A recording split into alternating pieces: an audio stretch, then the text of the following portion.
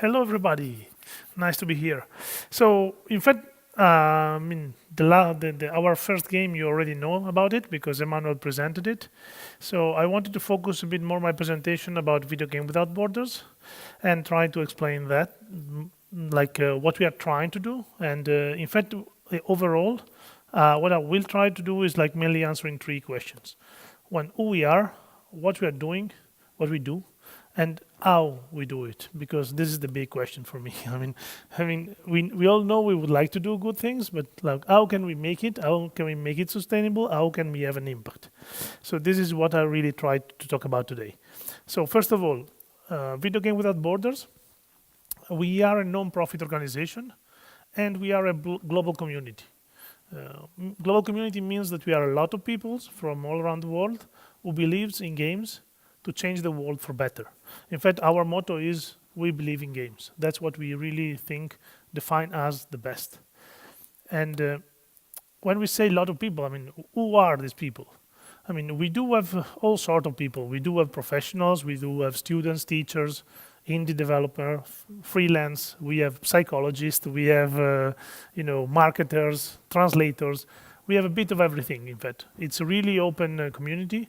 As you can imagine, we work online. And by the way, everybody of you is invited to join. It's an open community. You can join, anybody can join, no matter where and how good you are. We do have people from the north part of the world and the south of the world, meaning developing country.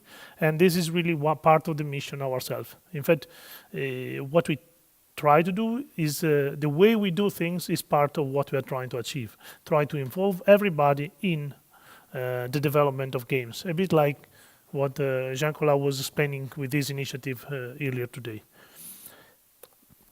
So where we are, in fact, where are all these people?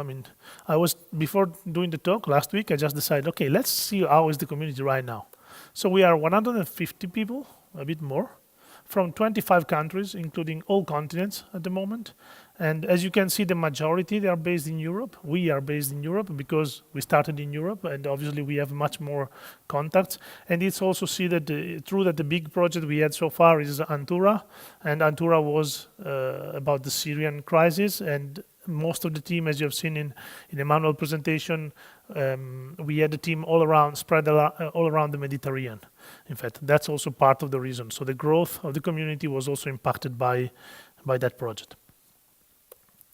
But it's good to see that in a way we do have people in Africa, we have people everywhere else.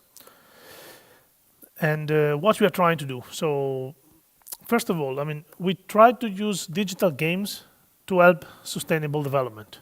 So we've been talking about humanitarian game. Yes, we are doing humanitarian game, but we can do anything good with games. These are the 17 Sustainable Development Goals from the United Nations, signed by all the countries of the planet. How many of you knows about the Sustainable Development Goals? Raise your hand. Very few of them. How many of you heard about the Millennium Goals? Few more. Okay. This is the version 2.0 of the Millennium Goals. The Millennium Goals were set in 2000, and they were signed by all the country, but there were a few of them, and they were imprecise. So in 2015, when they were expiring, they're sort of like an agenda for humanity. They're trying to set objective for the whole humanity. And in 2015, they made a new round, and they define a new set of objectives. These are the ones that are signed. You can go on a website and see all the details. And as you can see, they cover a bit of everything humanity needs in order to maintain sustainable development. So we think that video games can be used to help achieve any one of these 17 goals. But how we do use these games? How can we really help in achieving this sustainable development? Well, we think mainly that there are three big areas, three big ways we can do it. One, improving lives. So what we have seen is like education and health. That's what mainly is about. So having a direct positive impact on people's life.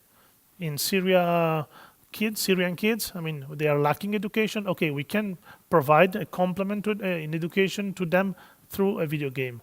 There are games that are helping in health as well. So these are the two big, education and health are the big ones inside the improving lives category. But then games as well, they are a big market. So we can use games as well to do fundraising. We know that to make anything happen, and we heard already about that today. I mean, we need money because only with volunteers and stuff we cannot really achieve the impact we want. So, and that's true not only for digital games or any other digital activity. It's true for the usual NGO, the one who go on the field and try to take care of the people in need, or they are teaching them, or they are providing support and so on. So what we can do is that we can use games really to help them fundraise. So that's one of the area we are investigating, and there are very good examples already that happened in the past. If you have time, have a look at the Zynga and what they did with Farmville. Everybody of us hated Farmville because we were receiving thousands of invitations in Facebook, but they did two campaigns that were very, very powerful in IT when there was an earthquake in 2010. And the last point is raising awareness. So we can use games as well to raise awareness about sensitive topics. I mean, if we want to talk about something, we want to have change the attitude towards a topic, then video games are a very powerful tool.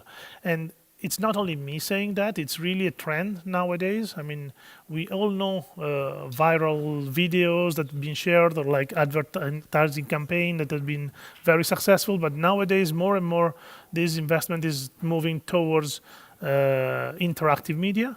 So we are using games and interactive media in general to provide this kind of impact. And let's see a bit more in detail what we do. I mean, we do have these three areas, and we are we're making games in each one of them. So improving lives, education and health. Okay, we have seen already the presentation from Emmanuel. I mean, I've seen many people coming in now. I mean, they didn't see much about this game, so I will repeat in few words what the game is about. It's an international competition organized by the Norwegian Ministry of Foreign Affairs or International Cooperation Agency, the Norwegian guys. They set up a consortium. They were raised funding and they organized a competition to make a game, a smartphone game, to teach Arabic, so basic literacy, to Syrian kids who are out of school because of the conflict.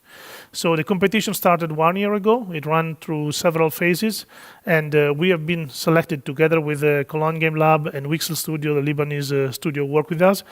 With this game it's available, you can download it for free. It's called Antura and the Letters. It's available for iOS and Android. It's all in Arabic, so it's downloaded if you want to learn Arabic or if you want to see how we make games. And this game is really targeting a specific demographic to teach them basic literacy in Arabic. So what we are trying to do is really to have an impact in the education of these kids. We're talking about 5 to 10 years old kids. Second chapter about fundraising. This project is the first one we started. I mean, Video Game Without Borders is a very young NGO. We started 2015, so we just celebrated our second anniversary. And this project started in 2015, when I spent 6 months in Africa. I went to Burkina Faso, and my goal was to try to make a game there. Can we make a game in one of the poorest countries of the planet with one of the worst internet connection in the planet? So the answer is yes. I think we can make a game there. It was not easy, and I couldn't make it alone. But we were able to set up the basis to make the game. In fact, this is what we did. We worked with students of the local university, and we were able to produce a big part of the content. We were not able to finish it completely there, but we are still working on it, and we will plan to release it by the end of the year. The idea, in fact, the project get bigger. It's no more one interactive tale from Burkina Faso. It became like a collection of tales. The idea is that it's a free app you download on your smartphone, and it becomes a container. You have a lot of different tales in it, and they are mainly tales for kids. It can be for very young kids, or it can be for a bit like primary school kids. And we plan to work closely with different NGOs, because the NGOs, as I said, they are the one working on the field the most, and they are the one who knows the stories, and they usually or they often use their stories to fundraise. So what if we take their story, instead of publishing it in a book, in a paper book format. We do it in interactive version, and we distribute it in the digital market, and we use it to raise funds for funding their own operation. So this is what we are trying to do. It's called One World, A Million Stories. I hope to have more news in the coming month, because we are still trying to figure out the best way to make it happen. And the third type of project we do is about raising awareness. 1 year ago, we started the discussion with the Red Cross, the French Red Cross in this case, and they were interested in how to make a game to talk about international humanitarian law, meaning the rules of the war, what should never happen, not even in a war. And they identified video games as the best tool to make that. So we started discussion, and we proposed a concept. The project started, but we were able to kick off the project with a university in the Netherlands, but then it got stuck, and then we had to reboot it again. So we are still in discussion, trying to find a way on how to make this project happen. But this is an opportunity. And we are also discussing about pollution, in this case with the UN Environment Department. As you can see more and more, I mean, Jean-Colas was asking me just before the session if there is a growing interest, and I would tend to say yes. More and more institutions, big companies, they are more and more interested in video games as a tool for impact. So this is an opportunity, and this is a growing trend, and we should build on that. So let's see a bit more about how. How do we make these games? Well, first of all, we don't do them alone. I mean, Emmanuel presented Antura. Antura is a collaboration with a public German university, with an NGO based officially in Spain, even if we are international, and a private company, a development studio based in Lebanon. So that's more or less what we are trying to do. We work closely with school and university. We try to have students joining our project every time we do a project. So that's part of the rule. We really believe in this opportunity that is a win-win collaboration, so both parts really can benefit. We try to involve game companies. As I said, the video games industry, it's a big market, and it's full of talent. So we cannot imagine to have an impact or have the real impact we want without involving all this pool of talent. I mean, we really need to bring them on. And then the people who really know what are the needs and how to address them, this is not my skill. I come from the video games industry. I don't know how people really lives in the countryside in a desertic area in Africa. So we need to talk with them, and the people who are doing this bridge are people from NGOs and agencies. So we really try always to set up this multiple partner collaboration when we try to make our project happen. Second thing, we work online. We are an online community, so we use a lot of collaborative tools. No surprise here. I mean, most of you already know all these tools. But the key point for me, it's not about the tool we are using, it's about how you use the tool. So it's really a mindset. We need to switch our mindset, starting from myself. I've been working 15 years in the games industry, in a private company, making games where you had someone on editorial level telling, we want a game like that, like that. And this guy sometimes was Emmanuel because I was in the editorial. But anyway, so it's a very different mindset than being in a collaborative space where everybody has the right to speak about that and everybody should feel involved. So we should use the tool in a different way. And that's what we are trying to do, and we are learning every day. And by the way, everything we do, we try to be open source. Not everything we do can be open source. Imagine that a company collaborating with us, giving us technology. And this is exactly the case that is happening in the One World, A Million Story project. We have a deal with a Spanish company. They do interactive tales for kids, and they offer us for free their technology. So we can use their system to make our tales and having our production much cheaper. But for sure, it's their technology. We cannot share this code. Anyway, in example, the Antura project is fully open source. So we will try to make it completely open source. Even our own database, it will be completely open source in the next weeks. And but the big challenge is the community. How can we really make games within a community space, in such a space where there's no predefined rules? It's like, and imagine that as I said, we are very young. I mean, we are still learning every week. So first of all, if you want to join the community, I mean, first of all, contact us. We had the contact at the beginning. We will be again at the end. Just drop us a mail or go on the website, and we can invite you to the Slack and join us. So you can, if you join, you can start following the discussion on the different threads, different channels, on different concepts we have in mind. Propose your own ideas, maybe a concept or maybe an idea for a concept that is already in the discussion. Participate to the discussion, as I said, until we get to a prototype. We tend to use, as much as we can, people from the community to do our prototypes. And but then we get to a point where we cannot really be effective, enter production without having funding. So we need to look for funding in order to be able to pay, to cover the cost of all the production and to guarantee the release, in fact, and the quality. So when we find the funding, and it can be several channels, we build a team. Okay, first of all, we build a team from the people who contributed to the concept and or the prototype. Then we expand the recruitment, the casting, as I call it, to all the people of the community. And then if we still miss some profile, we tend to open up and look for freelancer or other people in the market. That anyway, it's always a good way to have new people joining the community, because they are joining the community to join the project. So the community keep growing. Then we start the development, and then we distribute. It seems very simple. It seems like linear. It's like a standard process, but it's not. In fact, it's much more like having a conception phase and the production phase, but it's not really a linear process. It's like much more like a puzzle, and we need to find how to fit the pieces together. So, because we didn't talk about the partners. I mean, as we said, we are working with a German university or a private company in Lebanon, or we're discussing with the Red Cross. How do we deal with that, with all these teams? And we still have to include also the students. So it's a big puzzle. We need to figure out how to stick things together.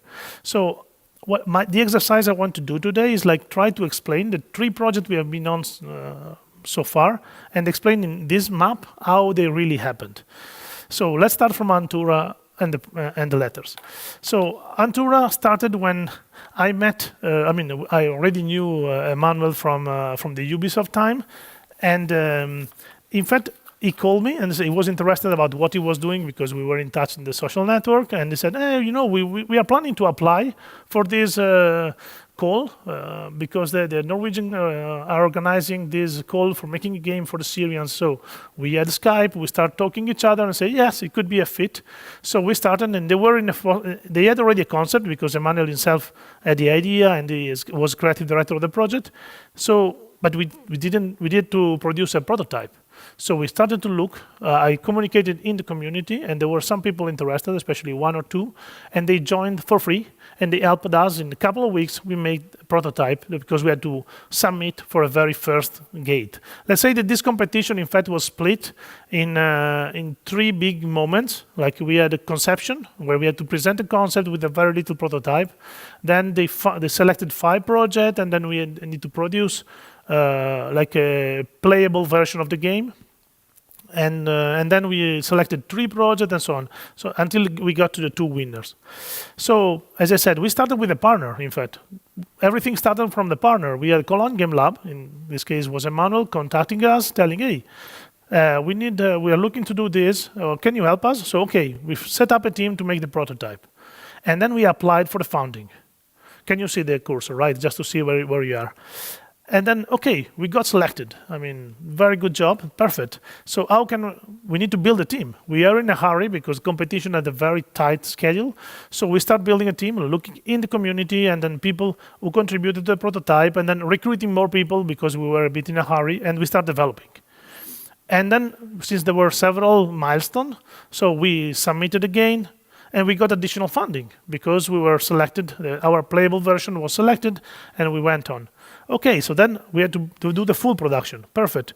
Let's expand the team then. Okay, let's go again in the build a team. Let's start development. In this case, okay, now we have production to do. It was after the summer last year. Okay, let's involve students as well. So we discussed with an Italian university. There were programmers, a master in video game programming. So they joined the team and they were able to help us as well. Okay, so we have students as well. We keep iterating until we got to the beta version that was selected again, And then in March this year, we were able to distribute the game. But in fact, this idea didn't start from the community. This idea came from an external partner. If we look at what happened with the One World a Million story, it's completely different. I mean, One World a Million story started even before the community was there, because it was our first project. It was it's 2 years that is in our head already. So in fact, we already had the concept. I mean, we started with the discussion, again, with the partner, because we were discussing with this company who are doing interactive tale for kids. So, okay, how can we collaborate? Okay, they said, I mean, they are a startup, they don't have much money, but they have the technology. Okay, they can share the technology. So we started and I went to Africa, we tried to make a prototype there, and then the project got bigger. We involved now students. We have students from the University of Barcelona that are working on finalizing the tale from Africa. But we're still a bit stuck. We were not able really to shift on the right side of the puzzle because we could not find funding yet. So now we are focusing our efforts on looking for funding in order to reboot or really push forward the project. And if we think about the project with the Red Cross, again, it started with the discussion with the partner. As you can see, the partnership, it's really key on the opportunities you can find. And this one, we had an idea that we had a need from the Red Cross, so we started discussing inside the community. We came out with the concept, and we wanted to make a prototype. But it was a very ambitious project. So again, we started talking with university, but in this case, we were not using students in production. We asked them to work on conception and prototyping. And that was happened with the Dutch university. Unfortunately, the project got stopped after 1 trimester. So we had to reboot again, and we are still looking at how to push it forward. As you can see, it's not linear at all. But you see that everything runs around the funding. Without the funding, the system will not be sustainable in the long run. So that's why we need to put a lot of effort now. We are trying to set up an internal team for fundraising as well, in order to be able to have to be more efficient in looking for funding when we have idea with potential. And that's a bit an idea. I hope I try to explain. It's complicated, but I hope it's clear. Where we are, I mean, we have been going for 2 years now. We had our first game released. We have 2 projects in the work. One, it's more in the work than the other one that is more in a standby rethinking phase. We have a growing community, but we know that we have a long way to go. And I'm here, just to be very honest, we are learning a lot. Also in the way the community works, we still have a lot to improve. Unfortunately, on the IDWA for Syria, the Antura project, most of the communication had to be kept private because we were in a competition. So we could not be very completely open. We are trying now to be more open, as open as possible, in order to people of the community to be able to follow up project really on a daily basis. We are learning and try to keep building on that. And I hope you like it, and I hope you will be willing to help us, maybe joining our community, providing your feedback, following us on Facebook, on Twitter. Just tell us what you think, because we really need. I mean, I kicked off this project, but it's not my project. As you said before, I mean, if it would be always around me, it will not live forever. So it must be collaborative. It needs to be open arms. It's really up to you now. It's really, I'm throwing to people and I'm welcoming people on board. And that's what my talk is about today.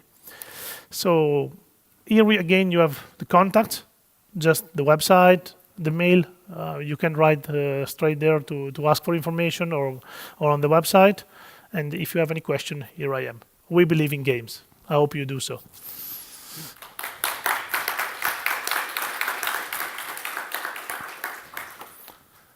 Thank you, Francesco. So I think it's an amazing presentation, both complementary with Emmanuel's presentation, but Emmanuel was more an example of what you do with video games without border. I hope it's great to see more people in the room. So if you missed a few bits and pieces before, I think the videos will be online later on. And I really encourage you to speak to both Emmanuel and Francesco, because it's really a truly amazing initiative. Questions, please.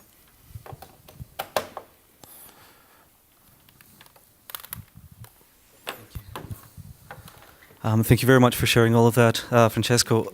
In your experience when you're approaching partners like the Red Cross or the United Nations or any of those organizations, obviously one is not always looking for funding, but different types of support from them because they don't always have the available funding for these projects.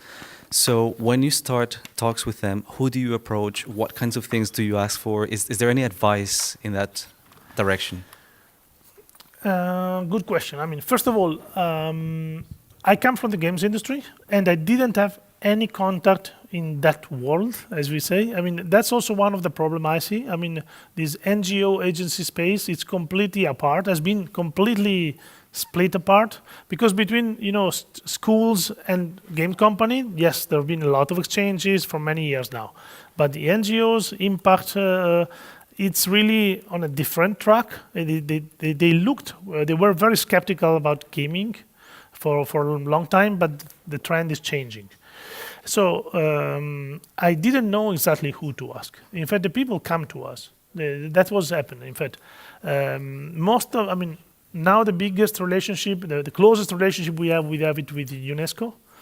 And it's because one guy from UNESCO found us online and joined the community. And said, hey guys, they're organizing the Mobile Learning Week. I mean, last year I didn't even know the Mobile Learning Week existed. And in February, he told me, hey, you should come and join. And I said, Emmanuel, hey, you should go. I mean, if you're talking about Antura, we should go there because I've seen there are also the Norwegian guy organizing the competition. And this year we came back, and they were announced as a winner there.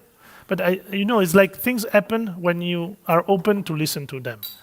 There are already a lot of initiatives in the gaming for good, let's say, space, that I didn't know before I started. Because when you start an initiative like that, you start making research about what's available already. It's the same thing you do when you start the startup. You say, okay, I want to offer something new. Let's not repeat what others are doing.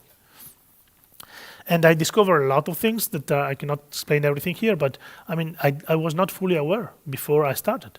I mean, there are many more activities than I could imagine when I started. So it depends on what you're looking for. So the big agencies like UNESCO, they are good for contacts. They are good for sometimes for advices. Sometimes they are good for having a seal, like they put a stamp on it. It's like in collaboration with UNESCO, but they don't have much money. So if you're looking for money, it's not the best thing. Maybe they are helping you to get the money somewhere else.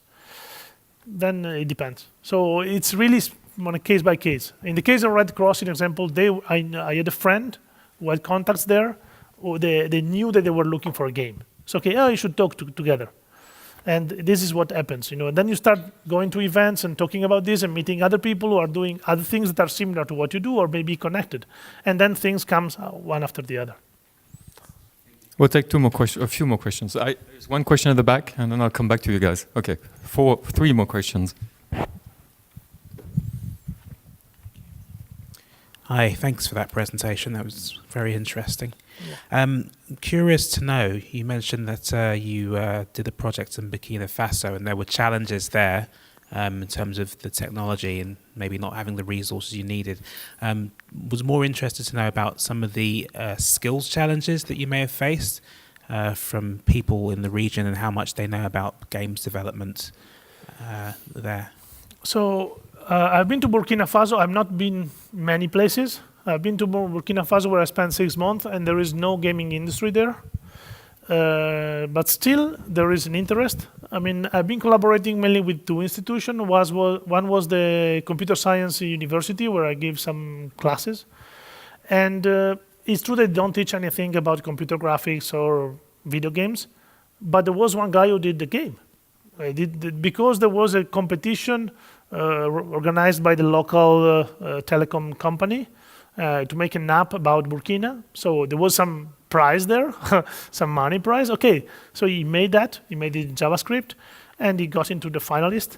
And it was a quiz game done in JavaScript, and it was good. I mean, improvable, but good.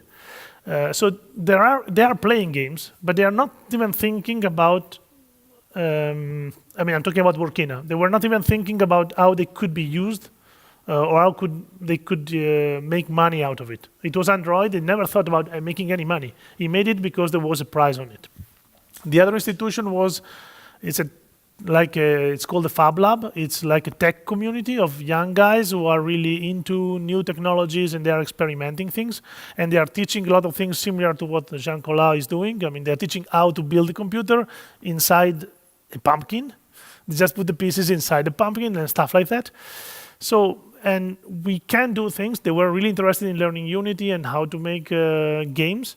So we are still in touch and we are still trying to involve them in our development. So I think there depends. Burkina is almost an extreme case. If you go in other countries, like in Lebanon, or there is a professional development team there. So it really depends on the country. I mean, I think each country has its own. Cool. There are two more questions. Maximilien, I apologize. We're taking a bit on your time, but I think it's a really important presentation. It's one of the really most interesting presentations for me at FMX when it comes to games. When you presented this last year, and I was there in the audience, there was something I found really interesting that I would like, because I think people here don't really need those games. They are more like people who can contribute. And I think I would like to encourage the audience to actually join things you do.